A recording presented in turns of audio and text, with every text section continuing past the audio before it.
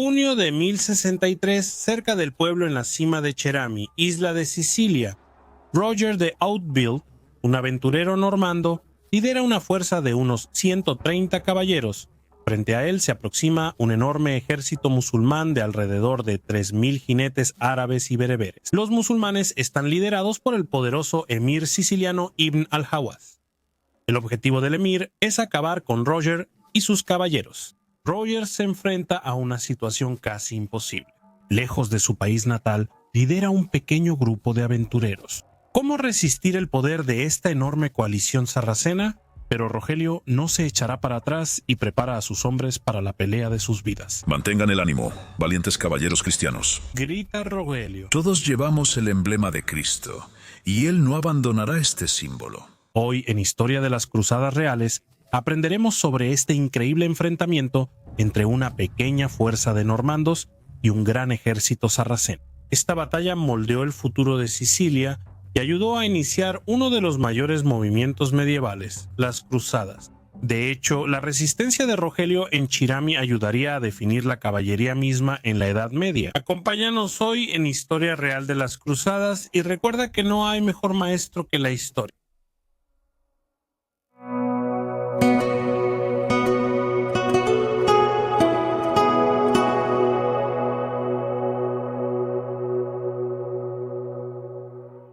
Soy Juan Esteban Roberts, fundador de Historia Real de las Cruzadas. Quiero invitarte a explorar al rey Ricardo, Corazón de León, Saladino y los eventos épicos de la Tercera Cruzada, como nunca antes en mi novela histórica, Ricardo y Saladino, el león y el águila. Saladino ha conquistado Jerusalén. En respuesta, Ricardo Corazón de León lidera un ejército hacia el lejano oriente. La devoción de Ricardo a Dios lo impulsa en una feroz lucha contra las legiones de Saladino. Entre los caballeros de Ricardo está Balduino de Cudre, ansioso por luchar por Jerusalén, pero la guerra pone a prueba las convicciones de Balduino cuando se encuentra con Estefanía de San Barthélemy, una joven noble que ha sufrido la esclavitud a manos del enemigo. Saladino duda si puede confiar en su hermano, el general Ala Adil, quien también tiene ambiciones de gobernar. El león y el águila se apega fielmente al material de fuentes primarias de los eventos históricos. Toda la intensidad de la cruzada del rey Ricardo, con personajes complejos, batallas vívidas e intriga absorbente.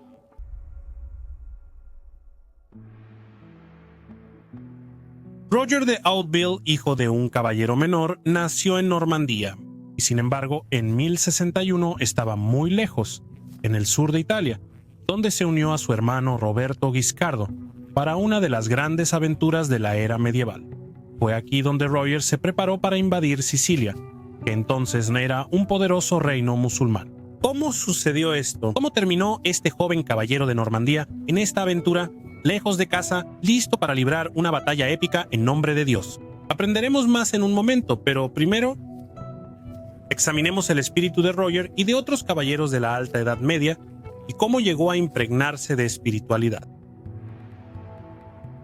Para entender estos conceptos necesitamos regresar al auge de Carlomagno, Carlos el Grande, rey de los francos, una de las tribus germánicas más importantes en el mundo posromano. Carlomagno gobernó un imperio que se extendía por toda Europa, incluyendo territorios que ahora forman parte de Francia, Alemania, Bélgica, Luxemburgo, los Países Bajos, Suiza, Austria, Mónaco, Liechtenstein, Italia, Bohemia, Eslovenia y España. En la tradición germánica clásica, Carlomagno era un guerrero, rey, líder de una banda de guerra a gran escala. También era un líder espiritual, el defensor de la Iglesia, quien se asoció con el Papa y finalmente fue un emperador. Siguiendo el modelo del antiguo Imperio Romano, el imperio de Carlomagno se convirtió en el ideal de la época medieval. El orden político encabezado por un rey guerrero con sus caballeros a su lado, la Iglesia como el centro del orden espiritual, y todo esto contenido bajo el paraguas del imperio. Después del colapso del imperio de Carlomagno, este ideal perduró. A mediados del siglo XI, un grupo de eclesiásticos en Italia, los reformadores gregorianos, articularon un ideal de la cristiandad con la Iglesia como el orden unificador. De este grupo surgieron papas idealistas que plasmaron la visión de los reformadores gregorianos y moldearon la civilización occidental. Los reformadores gregorianos establecieron una visión de la sociedad cristiana, incluyendo el papel de la élite guerrera. Recordamos la antigua banda guerrera germánica, modelo de los reinos occidentales emergentes. El rey, duque o conde se rodeaba de sus guerreros, sus caballeros. Esta fue la base para los altos consejos que gobernarían gran parte de la sociedad cristiana medieval, como la alta corte que gobernaba el reino cruzado de Jerusalén. La tradición artúrica representa este orden como el rey con sus caballeros en la mesa redonda.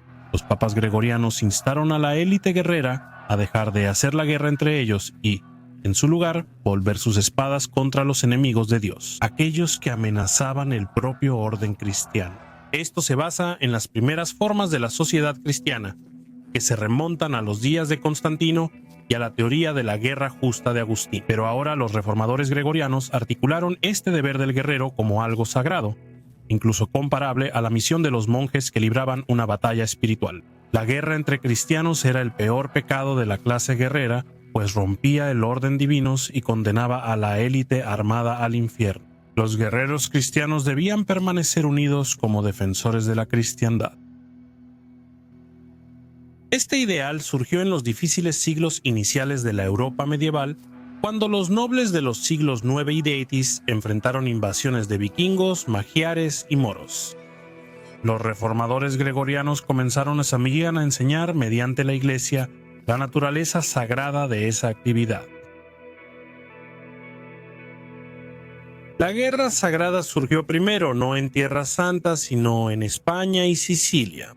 En 1063, el Papa Alejandro II emitió una bula convocando a los caballeros franceses a unirse a sus hermanos españoles en la cruzada para liberar Barbastro. La bula de Alejandro describe a los caballeros que partirán a España y declara: nosotros, por la autoridad de los santos apóstoles Pedro y Pablo, los liberamos de la penitencia y les concedemos la remisión de los pecados. Esta es de hecho la indulgencia clásica de las cruzadas, que pronto animaría el movimiento más amplio de las cruzadas. La idea aquí era que la cruzada de Barbastro no sería librada solo por guerreros españoles, sino también por sus hermanos cristianos de Francia, es decir, el reino de los francos y otras regiones cristianas latinas.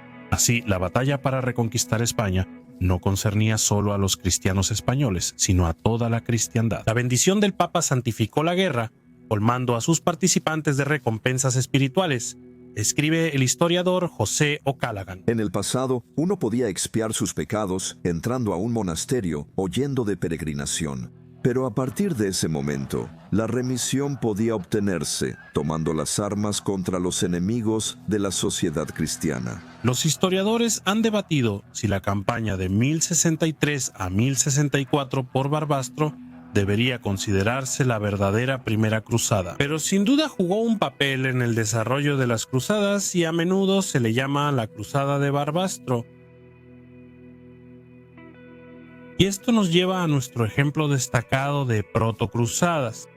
En el siglo XI, caballeros normandos liderados por Roberto Guiscardo comenzaron a conquistar territorios lombardos y bizantinos en el sur de Italia, forjando esta región antes dividida en uno de los estados más poderosos de Europa.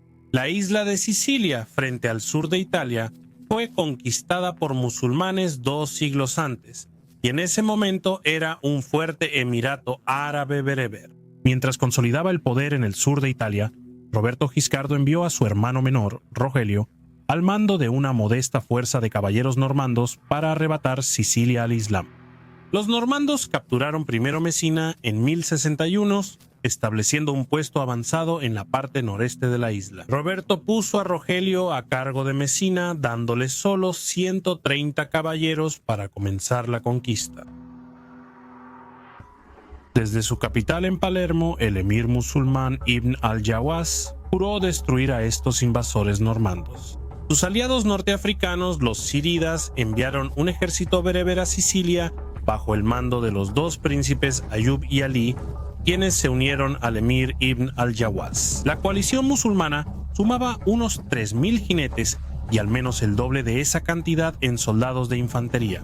En 1063, los musulmanes avanzaron al norte para eliminar definitivamente a los normandos.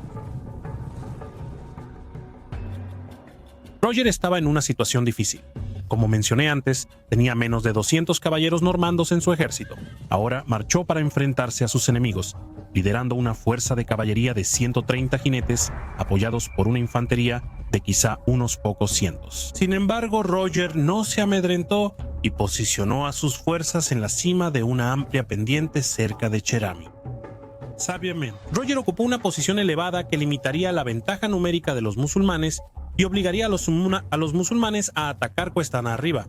Cuando los musulmanes llegaron, Ibn al-Hawas esperaba abrumar a los normandos con su superioridad numérica. El emir lanzó su ataque, pero Roger mantuvo su posición y rechazó el avance musulmán. El sobrino de Roger, Sirlo, lideró un destacamento de caballería que hostigaba a la vanguardia musulmana cada vez que lanzaban un asalto. Esto continuó hasta la noche. Las tropas musulmanas ya estaban exhaustas. Convencido de que no se podía hacer nada más, Ibn al-Hawas ordenó a sus fuerzas retirarse. Aquí los musulmanes enfrentaron todo el poder de la caballería normanda. Roger lanzó carga tras carga contra el ejército musulmán en retirada. La coalición del emir se rompió y se dispersó en una retirada frenética. Los normandos procedieron a perseguir y aniquilar a su enemigo disperso. Al anochecer, Rogelio obtuvo una victoria total. Rogelio informó al Papa Alejandro II sobre su victoria en la batalla de Cherami. El Papa se emocionó con esta noticia y le envió a Rogelio un estandarte papal. El Papa Alejandro declaró que la misión de Rogelio en Sicilia estaba santificada y que cualquier soldado que luchara para liberar Sicilia recibiría una absolución total de sus pecados. De nuevo, una indulgencia protocruzada. Rogelio, ahora conocido como el Gran Conde de Sicilia, continuó sus esfuerzos, construyendo iglesias cristianas y estableciendo clero reformista en las ciudades que conquistaba. La alianza entre los normandos y los papas reformistas se fortaleció. El Papa elogió las acciones de los normandos en Sicilia y de los cristianos en España como el papel legítimo de la élite caballeresca para defender el orden de Dios. En la tierra, los papas reformistas enfrentaron oposición. El emperador alemán desafió al papado reformado sobre la independencia de la Iglesia y estableció su propio antipapa para socavar a los reformadores gregorianos. Así, los reformadores gregorianos necesitaban aliados fuertes entre la élite guerrera para realizar su visión. Los normandos y los gobernantes cristianos de España eran sus aliados más importantes. El rey Alfonso VI de León Castilla, quien estaba enfrascado en una feroz lucha con los almorávides del norte de África, adoptó la liturgia romana en su reino, fortaleciendo sus lazos con los papas reformados. El Cid venció a los almorávides en la costa oriental de la península ibérica y fundó un puesto avanzado cristiano en Valencia. Desde ahí, pidió al Papa que nombrara un obispo reformista para la Iglesia valenciana. Las ideas, políticas y alianzas de los papas reformados sentaron las bases para la civilización de la Europa medieval alta. Esto equivalía a una iglesia que no estaba gobernada por un rey o un emperador, sino que formaba un núcleo potente para la cristiandad. Su influencia se extendía a muchos reinos, donde los gobernantes cooperaban con la política papal. Esto reforzó la idea de la cristiandad. Cada vez más, Europa no era simplemente una colección de reinos que compartían la misma religión, sino una confederación con una lealtad común a la Iglesia romana. La Iglesia asumió el papel del imperio de Carlomagno o del romano, actuando como imperio espiritual, con la élite guerrera aún en su papel de defensores del orden. La visión de la Iglesia influyó en los ideales de los guerreros europeos y dio origen a la caballería cristiana. Hombres como el Cid o el conde Roger de Sicilia no eran solo guerreros que eran cristianos, eran guerreros cristianos que encarnaban un papel en el mundo ordenado por Dios. Todos estos conceptos aún estaban en sus etapas formativas, pero este fue el inicio de la ideología de las cruzadas. En el mundo musulmán, los hombres reflexivos reconocieron esta fuerza emergente. El cronista Zenki ibn al-Athir describió las victorias cristianas del siglo XI en España y Sicilia como preludios de la primera cruzada para los musulmanes. Todos los hombres de Europa occidental eran descritos como francos, e Ibn al-Athir veía la reconquista en España, los triunfos normandos en Sicilia y la primera cruzada como parte de una expansión franca más amplia, escribe él. El poder de los francos y su creciente importancia se manifestaron por primera vez con su invasión a las tierras del Islam y su conquista de parte de ellas. En el año 478, porque fue entonces cuando tomaron la ciudad de Toledo y otras ciudades de España. Como ya hemos mencionado, entonces, en el año 484 atacaron y conquistaron la isla de Sicilia. Como también hemos mencionado después, tomaron otras partes. Como verás, cuando fue el año 490, invadieron Siria. Este pasaje es intrigante aquí. Ibn al-Athiyah, desde el corazón de la civilización islámica en Mosul, señaló lo que los historiadores hoy reconocen, que la primera cruzada floreció a partir de las protocruzadas de España y Sicilia. La conquista de Toledo, mencionada por nuestro autor musulmán, fue lograda por Alfonso VI, patrón de El Cid, y representó un golpe devastador para el poder islámico en la península ibérica, y una gran victoria moralizadora para los cristianos. La conquista normanda de Sicilia se había logrado completamente en 1091 y sería el normando Bohemundo, hijo de Roberto Guiscardo, quien sería principalmente responsable de las victorias de la primera cruzada en Siria.